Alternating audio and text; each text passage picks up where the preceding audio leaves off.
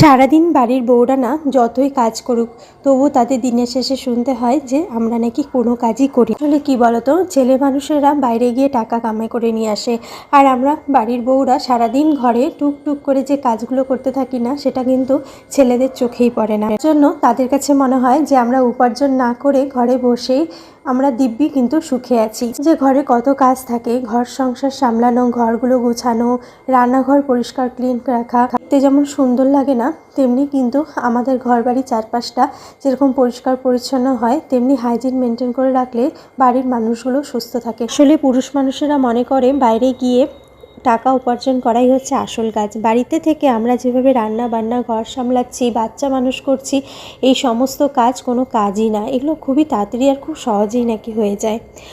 আর আমরা নিজের মা বাবা, নিজের ছোটোবেলাটা সব কিছু বিসর্জন দিয়ে শ্বশুরবাড়িতে এসেও সারাদিনে কোনো নাম পাই না।